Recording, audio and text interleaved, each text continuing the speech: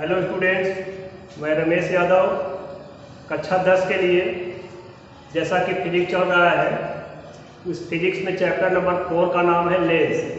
ये पीछे वीडियो से रनिंग कर रहा है चैप्टर। आज उसमें टॉपिक आपका है इमेज फॉर्मेशन ऑफ लेंस, अर्थात लेंस में प्रतिबिंब का बनना। यानी लेंस में प्रतिबिंब बनाने के हम नियम बताए थे पिछले वीडियो में। इसमें आज हम प्रतिबिंब बनाएंगे। उसके 3 नियम आपको प्रतिबिंब बनाने के बताए गए थे पिछले वीडियो में। आज हम शुरुआत करते हैं उत्तल लेंस में प्रतिबिंब कैसे बनता है। इसके बाद फिर अवतल लेंस में प्रतिबिंब को बनाएंगे। तो देखिए, पहला इसमें हेडिंग होगा कि भिन्न भिन्न स्थानों पे क्या करेंगे हम। उत्तल लेंस में भिन्न भिन्न स्थानों पर वस्तु को रख करके उसका इसमें बनने वाला प्रतिबिंब देखेंगे कि वो प्रतिबिंब कहाँ बनता है।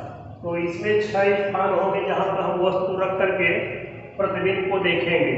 जो वस्तु रखा जाता है वो मुख्य अक्ष पे लंबवत रखा जाता है, जिसका नाम ओ डैश करते हैं लेंस में, और उसका प्रतिबिंब जो बनता है उसे आई डैश करते हैं। तो देखिए, इसमें पहली हेडिंग हो जाएगी आपकी जब वस्तु अनंत पर स्थित हो, अर्थात लेंस से बहुत दूर वस्तु है, अनंत पर है, तो यहाँ से 2 समांतर किरणें लेके चलते हैं वस्तु पे, क्योंकि लेंस बहुत दूर होगा तो किरणें सीधे यहाँ नहीं पहुँच पाएंगे लेंस से। तो वहाँ से 2 समांतर परस्पर किरणें लेके चलते हैं तो लेंस पर आपतित होती है। आपतित होने के पश्चात एक दूसरे को आगे चल के काटती है। तो माना ये आगे चल के F2 पर काटती है, जहाँ पर प्रतिबिंब आई डैश बनता है। जब ये प्रतिबिंब बन जाता है तो इसकी विवेचना करना पड़ता है। जो विवेचना आपके सामने लिखा गया है, जैसे दर्पण में हम लोगों ने विवेचना किया था, उसी तरीके से इसमें विवेचना करना पड़ता है कि प्रतिबिंब किस स्थान पर बन रहा है, उसकी स्थिति बताना पड़ता है, प्रकृति बताना पड़ता है, बड़ा है या छोटा है ये भी बताना पड़ता है, या समान आकार का है, और इसमें एक चीज बताना होता है आभासी या वास्तविक प्रतिबिंब बनता है। यही 4 बातों की इसमें विवेचना करना पड़ता है। तो जो प्रतिबिंब बनता है वो लेंस के दूसरी ओर बनता है, F2 पर बनता है, द्वितीय फोकस पर बनता है। तो पहले लेंस के दूसरी ओर F2 पर वास्तविक बनता है उल्टा तथा वस्तु से छोटा, क्योंकि वस्तु बहुत दूर है तो उसका प्रतिबिंब एक छोटा सा यहाँ पर बनता है। अब दूसरा इसमें हेडिंग है जब वस्तु अनंत से थोड़ा सा और पहले लाते हैं तो या कोमल व अनंत के बीच में रखते हैं। जब वस्तु अनंत व 2 या 4 के बीच में स्थित है, जैसे ये अनंत है, ये 2 या 4 है, इसके बीच में वस्तु स्थित है। अब यहाँ से 2 किरणें चलती है, एक किरण मुख्य अक्ष के समांतर चलती है और दूसरी किरण प्रकाशित केंद्र से चलती है। दोनों किरणें आगे चल के दूसरे को काटती है। जब ये दोनों किरणें आगे चल के दूसरे को काटते हैं तो यहाँ पर F2 और 2 F2 के बीच में प्रतिबिंब बनता है, जिसे आई डैश करते हैं। वो डैश की वस्तु है जो मुख्य अक्ष के लंबवत ऐसे रखी जाती है। तो इसका जो प्रतिबिंब बनता है आपके नोट्स में किताबों में दिया भी गया है। तो इसमें आप देखेंगे कि कहाँ बनता है, वो स्थिति बताना आपको है। 2 या 4 के देखिए अनंत और 2 या 4 के बीच में बनता है। जब वस्तु में अनंत और 2 या 4 के बीच में रखा जाता है तो बनता कहाँ पर है, 2 या 4 और अनंत के बीच में बनता है, और वास्तविक बनता है उल्टा तथा वस्तु से छोटा बनता है। आइए तीसरी कंडीशन पर लोग चर्चा करते हैं।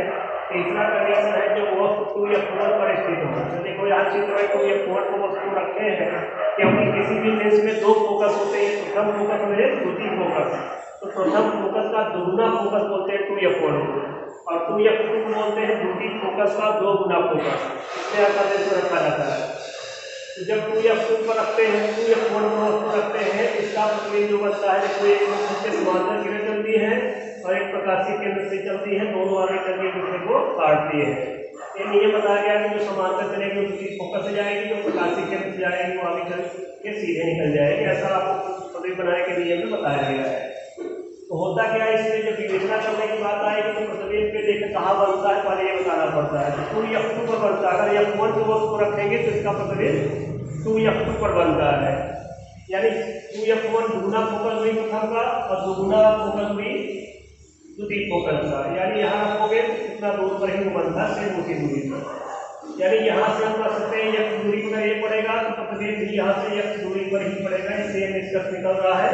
कभी कभी इसमें पूछ देता है कि वस्तु और प्रतिबिंब के बीच की दूरी कितनी होगी। तो ये x है तो ये भी x है, तो 2x दूरी के बीच की होगी।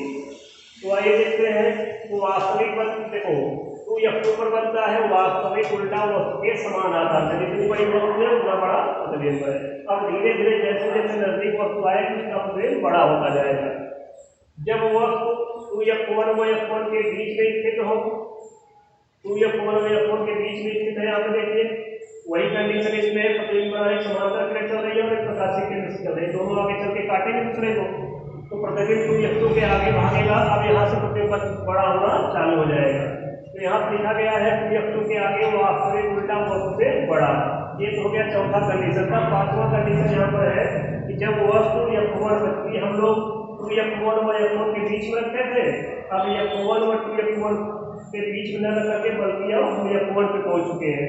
जैसे जैसे नजदीक आएंगे वैसे वैसे दूरी घटती जा रही लेंस से, अब प्रतिबिंब बड़ा होता जाएगा। जब वस्तु f1 पर स्थित है यहाँ भी वही कंडीशन लगा हुआ, समांतर किरण चली और प्रकाशीय किरण से चली, दोनों आगे चल के दूसरे को काटती है। जिस बिंदु पर काटते हैं वहीं पे प्रतिबिंब बनता है।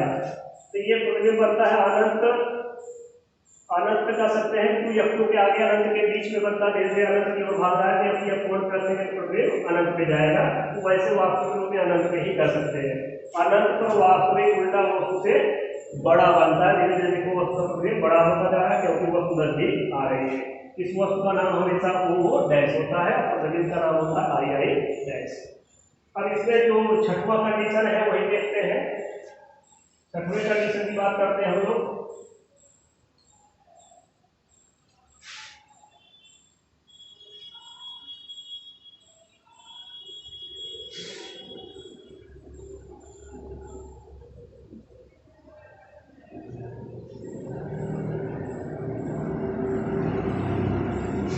अब यहाँ पे छठवां कंडीशन हो गया जब वस्तु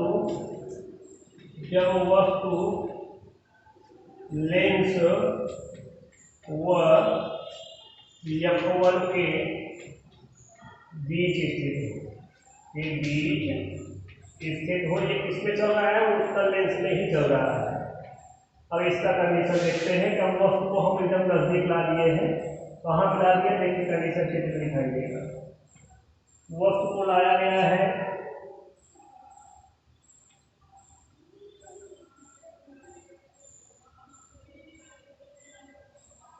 यहाँ पर, आपका f1 है और ये आपका लेंस है, यानी लेंस और f1 के बीच में हमने ऐसे वस्तु को रख दिया, O डैश नामक वस्तु को आपने ऐसे रख दिया। एक किरण यहाँ फोकस के समांतर जाएगी लेंस पे, जो दूसरी फोकस से होकर निकलती है, बताया गया है कि मुख्य अक्ष के समांतर चलने वाली किरण दूसरी फोकस से होकर चली जाएगी। दूसरी किरण यहाँ से देखिए, ध्यान से समझेंगे आप लोग। दूसरी किरण के चलने के लिए रास्ता जो होगा वो प्रकाशिक केंद्र होगा और प्रकाशिक केंद्र से होकर एक किरण ऐसे निकल जाएगी। ये दोनों समांतर किरणें आगे चल रही है तो संभावना है कि ये दोनों आगे समांतर है, एक दूसरे को नहीं काट पाएंगी, क्योंकि अगर तिरछा होती तो एक दूसरे को क्रॉस कर सकती थी आगे, इसे आगे चल के प्रतिबिंब होने की संभावना नहीं है। तो इसे हम पीछे बढ़ाते हैं दोनों किरणों को। इन दोनों किरणों को जो हम पीछे बढ़ाते हैं ऐसे काट काट करके, ये किरण आगे चल के पीछे चलेंगे, इनको आभास कर रहे गेस कर रहे हैं। तो इन दोनों को जो हम गेस करेंगे या आभास करेंगे इन किरणों को, तो हमें क्या मिलेगा कि ये दोनों किरणें पीछे बढ़ाने पर एक दूसरे को काट सकती है, आभासी रूप में एक दूसरे को काट सकती है। तो जहाँ काटेंगे वहाँ से लंब खींचेंगे मुख्य अक्ष पे, क्योंकि कटान बिंदु से ही मुख्य अक्ष से लंब खींचा जाता है। दो अपवर्तित किरणों पे कटान बिंदु से ही मुख्य अक्ष के लंब खींचा जाता है। नोक उधर लगाते हैं जिधर कटान बिंदु होता है, यही नोक ही उसका बताता है प्रतिबिंब उल्टा बन रहा है या सीधा बन रहा है। तो यहाँ पे देखिए प्रतिबिंब जो बन रहा है वो II डैश बन रहा है, और II डैश सीधा जैसी वस्तु है, वो O डैश जैसी वस्तु सीधे है, वैसे उसका प्रतिबिंब सीधा है। पहली बार आभासी बन रहा है उत्तल लेंस में। तो हम कह सकते हैं कंडीशन में प्रतिबिंब कहाँ बनता है? वस्तु की ओर, वस्तु की ओर, यानी जिधर वस्तु है देखो O डैश, उधर ही प्रतिबिंब II डैश बन रहा है। कैसा बन रहा है? कहेंगे आभासी। देखो आभास करके बनाया, क्योंकि वास्तविक रूप में आगे काट दी, जहाँ काट काट करके कटान बिंदु को मिलान किया जाता है वही आभासी होता है। आभासी प्रतिबिंब बन रहा है। अब आभासी प्रतिबिंब का जो लक्षण होता है वो सदैव सीधा होता है। पहली बार सीधा प्रतिबिंब बना हुआ है। और देखो वस्तु से कई गुना बड़ा है, वस्तु से बड़ा है।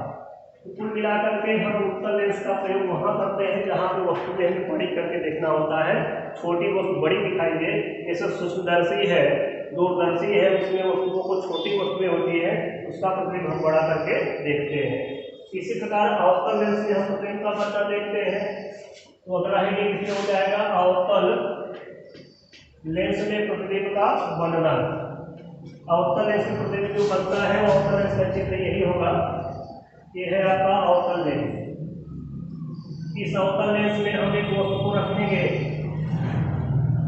देखिए वस्तु ऐसे रख दिया गया O डैश, इसमें को खींच के समांतर किरण चलेगी, लेकिन आपको पता है कि आधार से दूर मोड़ देता है किरण, अवतल लेंस की खासियत होती है।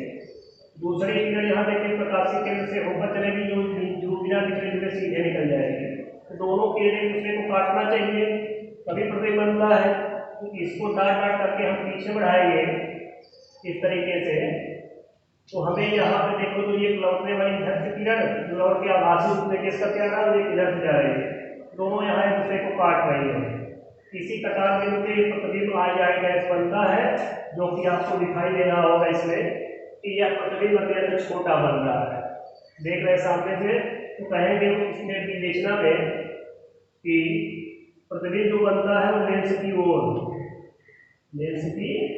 ओर ही बनता है, आभासी बनता है और सीधा बनता है, वस्तु से छोटा बनता है, वस्तु से छोटा। तो जहाँ छोटा प्रतिबिंब देखा जाता है वहाँ अवतल लेंस का प्रयोग करते हैं। चश्मे में देखिए आपको अवतल लेंस का प्रयोग देखे होंगे कि निकट दृष्टि दोष के निवारण में भी इसका प्रयोग किया जाता है। इसका प्रयोग दूर दृष्टि दोष के निवारण में किया जाता है। तो इसमें कहीं भी वस्तु आप रखेंगे अवतल लेंस में, एक ही जगह प्रतिबिंब बनेगा। लेंस आप देख रहे हैं, लेंस यहाँ पे और जो वस्तु रखे हैं उसी के बीच में कहीं कहीं प्रतिबिंब बनेगा। इसमें एक ही कंडीशन होता है, लेंस की ओर कर सकते हैं या कहीं भी रखे वस्तु को इसके सामने चाहे जहाँ रख दीजिए, उसका प्रतिबिंब एक ही कंडीशन आप यहाँ बनता है। इसमें एक ही प्रतिबिंब आपको पढ़ना है। तो ये हुआ प्रतिबिंब की कहानी, जो अवतल लेंस और उत्तल लेंस में हमने आपको समझाया। और इसके आगे अब नेक्स्ट वीडियो में हम लोग लेंस की क्षमता और लेंस के पहचानने का तरीका और इसके पश्चात इसका उपयोग पढ़ेंगे और इसकी फोकस दूरी का भी सूत्र निकालेंगे। फोकस दूरी का सूत्र बताने के पश्चात तब ये लेंस नामक पाठ आपका समाप्त होगा। तो आज के लिए बच्चों यहीं पे हम वीडियो रोकते हैं। नेक्स्ट वीडियो में इन सब हेडिंगों की चर्चा करेंगे। तब तक के लिए धन्यवाद।